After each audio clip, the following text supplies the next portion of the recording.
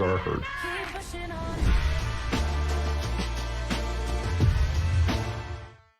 Chris Canty with us here on Get Up this morning. Let's play a game of put up or shut up. Canty, what does Justin Herbert need to put up this season? Get him to the playoffs, G. I think this is very, very simple. You're already on your second head coach. Everybody's talking about how you're a top 5 to 7 quarterback in the National Football League. Yet when you had a chance in Week 18 to get it done against a division rival, you came up short. So Justin Herbert, understand the assignment, get the team to the playoffs. You have no excuse. That roster is loaded. Boy, do I disagree with that. Just put a bookmark next to that one. I'm coming back. Meanwhile, what does Tua need to put up this season? Prove he's not the worst quarterback in the AFC East.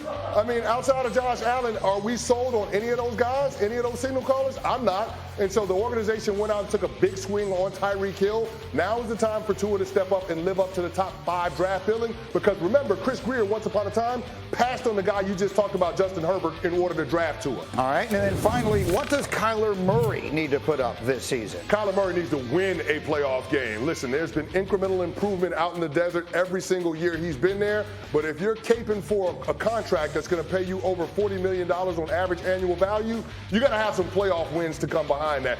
The Arizona Cardinals don't have to play him for 3 more years. So in order for them to feel comfortable giving him that deal, he's got to return that with winning a playoff game, which is what that organization's after. Okay, fair enough. And with a thought here on all these young quarterbacks, I wanted to spin it to something else here, which will sort of take us where we were looking to go. And that is Dan Orlovsky on Tuesday tweeting out, what are you calling him now, Dan Orlistsky? Orlistsky. He likes putting out these lists.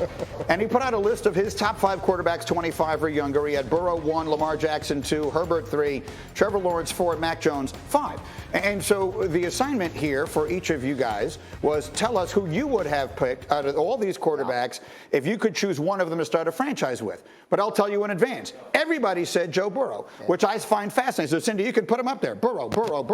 I found that fascinating. Let's start with your guy, Rob Ninkovich. You were the one who never stopped raving about Lamar Jackson on the show. At one point, you thought he was just as good as Patrick Mahomes. So why are you starting a franchise? Yeah, Greeny says you're all wrong. Why are you starting and again, I don't want this to look like I'm down on Joe Burrow. He just took him to the freaking Super Bowl for crying out loud. They do you, though. But what happened to your Lamar Jackson love? What happened, Ninko?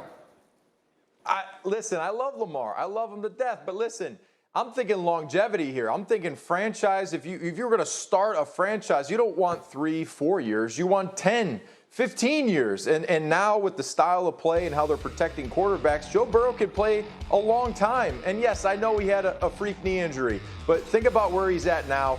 Gets the Cincinnati Bengals to a Super Bowl. I love Lamar, but Lamar takes a lot of hits. We know his style of play. He's going to run the football. He's going to take unnecessary contact. So Joe Burrow, in my eyes, is your prototypical pocket-style quarterback who's going to limit the type of hits. Hopefully his offensive line does that this year. But I really think Joe Burrow's the guy for longevity purposes. Okay, fair enough. Limit the hits. He got sacked 62,000 times last year, but that's the thing, right? Go ahead, Graziano. That's the thing. I mean, you can love more than one player. I'm a huge Lamar Jackson fan, but you have to make a pick here. I took Burrow. We've seen Burrow overcome adversity and win. We've seen a guy get sacked 9 times in a playoff game and still win the game. Like, that's something as great as Lamar Jackson is, we haven't seen it, right? I mean, they have not had that kind of playoff success. They haven't had that kind of success when things have gone wrong. So looking for a tiebreaker, if I have to pick between Joe Burrow and Lamar Jackson, I'm fine having the number 2 pick in that particular draft. But if I have the number 1 pick, this would be the guy I'd go. Yeah, to echo Darren's sentiment, Joe Burrow has had to overcome a lot, and the Cincinnati Bengals might be chief among them. You're talking about a franchise that hadn't won a playoff game, Greeny, in over 30 years. Yeah. And in his second full year as a starter, his first full season, because his rookie year was cut short, he took him to the Super Bowl. So that, to me, is the most impressive part about it. The Bengals needed an agent for change, and Joe Burrow has got that thing turned around in short order. And beyond that, Greeny, there's just that belief that this team can compete at a high level because they have Joe Burrow under center. Going into Arrowhead Stadium and winning in the playoffs on your way to the Super Bowl, that speaks volumes about the confidence that he has his teammates playing with, and that's why I give him the edge over all of those other young Fair quarterbacks. enough. And look, I want to make it very clear. I think Burrow is spectacular. I think Lamar Jackson is spectacular. But my choice would be Justin Herbert, and I'll give you two reasons why. One, he plays 17 road games a year. He plays without a home field advantage at any point and overcomes that. Two, his own coach doesn't know you can punt. His own coach is not aware that on fourth down you were not obligated to go for it. You're talking about them not making the playoffs last year. The coach gave that game away the last week against the Raiders. That was one of the most astonishingly terrible coaching jobs I've seen in the NFL in a very long time. Herbert has overcome unimaginable obstacles, I think, to put up historically good numbers in 2 seasons, Graziano, and I think he's ready to take that next step and be the MVP of the league. Then great, let's see it. I think that would be a lot of fun, but he hasn't overcome them because he hasn't been to the playoffs yet. He's weathered it, right? But they haven't accomplished anything yet since he's been there. So he looks fantastic. I could watch Justin Herbert throw the deep ball all day. He converted like 6 fourth downs in that game you're talking about. Wasn't on him that they didn't win it, but proof's in the pudding. Burrow is in the Super Bowl. All right, fair enough. I can't argue with that. We'll come back to this as we continue here. I'm just getting a little fired up as we roll along. Speaking of fired up, you watching the Yankees play baseball these days? Oh, yeah. Holy smoke. Canty, watch this. 4th inning. Yankees are down 3-0, but that's not a problem because they've got Aaron Judge. And that's the first pitch of that at bat, and it is crushed. That's his 26th home run of the year. The Yankees get it to 3-1. Now they're down 4-2 in the 7th. And here comes Judge again. And Canty, second verse, same as the first. Take a look at the big fella send this one out for number 27. I mean, most people don't drive to work that far like he hit that baseball. It's unbelievable what Aaron Judge is doing right He's now. on pace. He's on pace. Graziano. He's on pace to hit 64 home runs. Top of 8 now. Runner on Jose Trevino. The Yankees are the best team in baseball because they just keep doing things like that.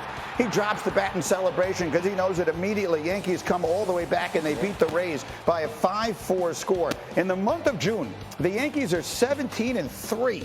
Which is tied with the Braves for the best record in the majors this month. They're on pace now for 119 wins. Bear in mind, the record is 116 for any season in Major League history. And also, we have another College World Series elimination game today. A place in the finals against Oklahoma is on the line as Ole Miss takes on Arkansas. That's 4 Eastern on ESPN2 and on the ESPN app. Meanwhile, as you have most likely already heard, we had terribly sad news out of the NFL yesterday. Longtime defensive tackle Tony Siragusa has died. He was known as the Goose. He was known for playing 12 NFL seasons, the first 7 with the Colts, the last 5 with the Ravens. He was, of course, a member of that legendary 2000 Ravens defense, which gave up a total of just 1 offensive touchdown in 4 playoff games on their way to claiming the franchise first Super Bowl.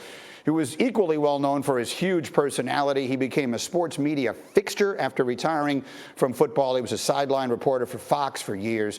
Tony Siragusa was only 55 years old.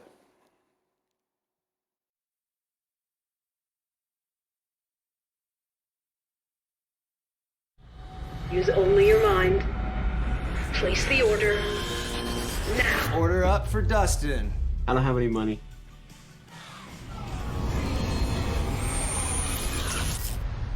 Whoa. What if somebody ordered pizza with their mind? Actually, now there is a way to order pizza with your mind. What? With the new Domino's Mind Ordering app. Hey, Dad, what's up? It's doing it again. I checked the Wi-Fi. I'll run home. The home button. I have a new refrigerator. This needs to be installed. I'll be back.